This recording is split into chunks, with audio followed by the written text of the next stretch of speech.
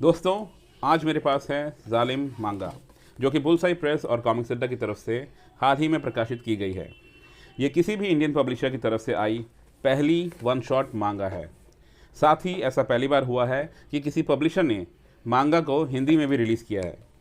बाकी जिन दोस्तों को नहीं पता है उन्हें बता दूं कि मांगा जापानीज़ कॉमिक्स या ग्राफिक नॉवेल्स को कहते हैं, जो कि एक सर्टेन स्टाइल और रंग रूप में आती हैं। मांगा की विशेषता ये होती है कि वो ब्लैक एंड वाइट अवतार में होती है, बैक टू फ्रंट पढ़ी जाती है और पैनल्स का रीडिंग सीक्वेंस भी राइट टू लेफ्ट होता है, यानी कि भारतीय कॉमिक्स के कंपैरिजन में उसके बिल्कुल विपरीत। अब ये इंडियन पब्लिशर द्वारा फर्स्ट एवर मांगा है या नहीं, इस क्लेम के ऊपर हम वक्त ज़ाया नहीं करेंगे। हम बात करेंगे कि एक मांगा का जो एसेंस होता है उसको अचीव करने में जालिम मांगा कितना सक्सेसफुल हुई है। आइए देखते हैं।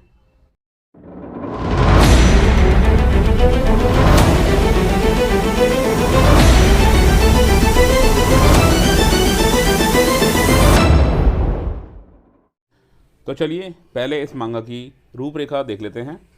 तो जैसा कि मैंने कहा कि इसे बैक टू फ्रंट देखा जाता है और इसीलिए इसका कवर आर्ट और बैक कवर आपस में इंटरचेंज हो जाते हैं। कवर आर्ट की बात करें तो बहुत ही प्यारा कवर आर्ट लग रहा है। हाँ, कई लोग ऐसा बोल सकते हैं कि उनका जो पसंदीदा किरदार है जालिम मांझा, उसको इस कवर आर्ट पे इस कॉमिकल अंदाज में क्यों दिखाया गया है। तो उन्हें मैं ये बता दूं कि सिर्फ यही नहीं, अंदर के पेजेस में भी सिमिलर ट्रीटमेंट दिया गया है, ना सिर्फ मांझा के किरदार को बल्कि बाकी कैरेक्टर्स को भी। दरअसल मांगा कॉमिक्स की एक स्पेशलिटी ये भी होती है कि वहाँ कैरेक्टर्स को कार्टूनिश अंदाज में भी दिखाया जाता है, बट घबराइए नहीं, उन्हें इसके बावजूद रियल लाइफ सिचुएशन में फंसा हुआ दिखाया जाता है और डायलॉग्स और सर्कमस्टांसेस इस तरह से दिखाए जाते हैं कि कहानी की सीरियसनेस और इंटेंसिटी पे कोई फ़र्क नहीं पड़ता है। तो आपका मांझा द ऑकल्टिस्ट यहाँ आपको डिफरेंट अंदाज में मिलने वाला है। क्रिएटिव टीम के बारे में बात करें तो स्टोरी अश्विन कलमाने की है और दो आर्टिस्ट ने मिलकर इसका आर्टवर्क किया है, एक बुराक सेन और दूसरा दीपजॉय सुब्बा। बाकी अंदर जो आप झलक देख रहे हैं यहाँ पे थोड़ा सा एक कैरेक्टर स्केच दिया हुआ है छोटा सा, बट वहाँ पे हम बाद में आएंगे। पहले मैं आपको बताना चाहूँगा कि इस मांगा को पढ़ने का सही तरीका क्या है। तो दोस्तों, जैसे कि मैंने आपको बताया, ये बैक टू फ्रंट पढ़ा जाता है और अगर आप पैनल्स की बात करें, एक बार जब आप बुक खोल के अंदर पहुँच जाते हैं तो आपको राइट टू लेफ़्ट पढ़ना है। ये बॉक्सेस देखिए आप, ये जो नंबर्स हैं इनको फॉलो करना है और इसी ऑर्डर में आपको पैनल्स को पढ़ना है, तभी आप स्टोरी को ढंग से समझ पाएंगे और आपका रीडिंग एक्सपीरियंस सही बना रहेगा। बाकी पहले जो आपको मैंने कैरेक्टर स्केच दिखाए थे वो फिर से दिखा दूं। तो यहाँ पर तीन मुख्य किरदार हैं दोस्तों। पहला है मांझा का, जिसका ऊपर कैरेक्टर स्केच दिया हुआ है ब्रीफ में। फिर एक नए किरदार की एंट्री हुई है, कार्तिक, जो कि काफ़ी इंटरेस्टिंग किरदार है। और सबसे मेन कैरेक्टर जो है वो है Dhwan. Dhwan is actually the god of strings और वो इस पूरी कहानी की एक तरह से धुरी है।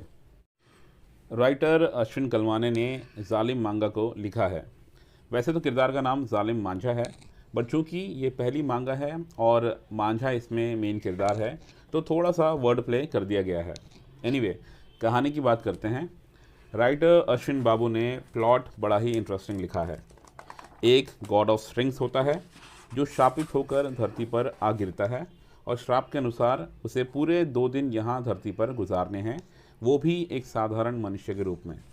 अब चूँकि ये गॉड पावरलेस है, ये जालिम मांझा से मदद की गुहार करता है कि 2 दिन में अगर कोई खतरा इसके आसपास मंडराता है तो मांझा इसकी रक्षा करे।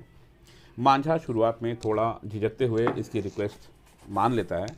बस दोस्तों, यहीं से विचित्र घटनाएं शुरू होती हैं और चारों दिशाओं से राक्षसों की एंट्री होती है जो इस गॉड ऑफ स्ट्रिंग्स के खून के प्यासे हैं। उन्हें अपनी किसी न किसी सिद्धि के लिए इस शापित देवता के विभिन्न अंगों की ज़रूरत है। जो तांडव यहाँ से शुरू होता है तो फिर वो करीब करीब 200 पेजेस का एक्शन लेकर ही थमता है। अश्विन ने कहानीकार के तौर पर एक नया आयाम छुआ है। मेरा जितना भी लिमिटेड एक्सपोजर है मांगास के बारे में, मुझे इतना पता है कि सभी मांगास के प्लॉट्स और सीन्स बड़े ही इंटेंस होते हैं। कोई भी जॉनर हो, एक मैच्योरिटी होती है कहानी में। वैरायटी ऑफ कैरेक्टर्स होते हैं जो कि शब्दों के बजाय विजुअल्स के माध्यम से ज़्यादा कम्युनिकेट करते हैं ऑडियंस के साथ। एक राइटर का काम सिर्फ सीन लिखना नहीं होता, बल्कि उस सीन को पैनल पर किस तरह उतारना है, इसका ब्रीफ भी राइटर ही देता है आर्टिस्ट को। तो इन्हीं सब बातों को ध्यान में रखकर मैंने जब अश्विन के काम को आंका तो लड़का मुझे 21 ही नज़र आया। Good job young man, good job. अब आर्टवर्क की बात करेंगे तो यहाँ 2 आर्टिस्ट लोगों का योगदान है।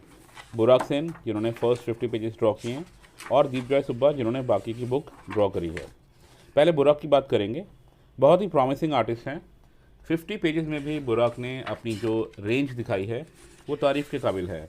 मुझे खासकर वो श्रापित गॉड का धरती पर गिरने वाला आर्ट बड़ा पसंद आया। ये रहा वो पेज। इसमें देखें, जैसे ही गॉड को इस बात का एहसास होता है कि उनके श्राप का शुरू होने का समय नज़दीक आ गया है, निस्तेज होकर सडनली वो स्वर्ग से नीचे गिर पड़ते हैं और ये जिस तरह से वो धरती पर आकर गिरते हैं एक साधारण मनुष्य के रूप में, तो इसका चित्रण मुझे बहुत पसंद आया। और बाकी के पेजेस भी अगर हम देखें तो उनके जो एक्शन सीक्वेंसेस उन्होंने ड्रॉ किए हैं वो मुझे काफ़ी पसंद आए। उनके चाहे पर्सपेक्टिव की बात हो, चाहे मतलब लिम्स की मूवमेंट हो, एक्शन सीक्वेंसेस में आपकी बॉडी किस तरह मूव कर रही है वो काफ़ी मायने रखता है। तो वहाँ उन्होंने काफ़ी इम्प्रेस किया। अब बात करेंगे दीपजॉय सुब्बा की। पहले 50 पेजेस किसी दूसरे आर्टिस्ट के द्वारा बनाए जाने के बावजूद दीपजॉय ने इस मांगा के आर्ट वर्क को आगे कंटिन्यू किया है। इतना कि आपको एज अ रीडर फील ही नहीं होगा कि आपके कॉमिक्स पढ़ने के दौरान कब आर्टिस्ट बदल गया।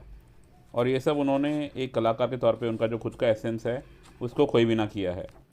दोस्तों एक बात बताना चाहता हूँ, मांगास में डिटेलिंग बहुत ज़्यादा होती है और 217 पेजेस की अगर कोई मांगा हो तो उसको ड्रॉ करना बहुत ही टायरिंग प्रोसेस रहा होगा मेरे ख्याल से। Drawing intense panels after panels can be really exhausting. मगर कलाकार के तौर पर जिस तरह की भूख और पैशन दीपजॉय में है, आई थिंक ये क्वालिटी उसको बहुत आगे लेकर जाएगी। This guy's sense of observation seems to be astute.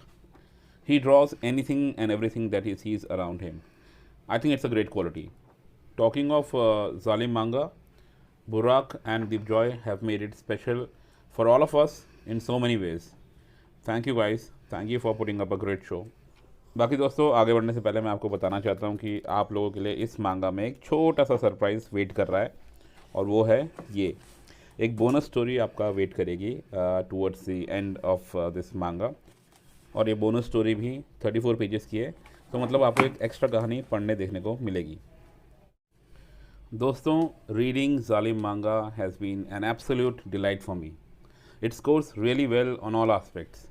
Bullseye और कॉमिक्स अड्डा का ये पहला ही अटैम्प्ट है मांगा बनाते हुए, और क्या ही अटैम्प्ट किया है इस टाइटल के साथ। रविराज आहूजा और नीलेश मकवाने जी, आप दोनों को ढेरों बधाई इस साहसिक प्रयास के लिए। I wish you all the monetary success that hopefully will come with this manga. दोस्तों आप लोगों में से अगर किसी ने ये मांगा ख़रीद ली है तो मेरे साथ अपना फीडबैक ज़रूर साझा करना, और अगर आपने दुविधावश अभी तक नहीं ली है तो वेट नो फर्दर, जाइए और आज ही अपनी कॉपीज़ ऑर्डर कीजिए। It's a must have title in your collection. चलिए दोस्तों, अब मेरे चलने का टाइम हो गया है। जल्दी फिर मिलूँगा आप सभी से। मेरा नाम है धीरेन्द्र और आप देख रहे थे कॉमिक्स एनिमल।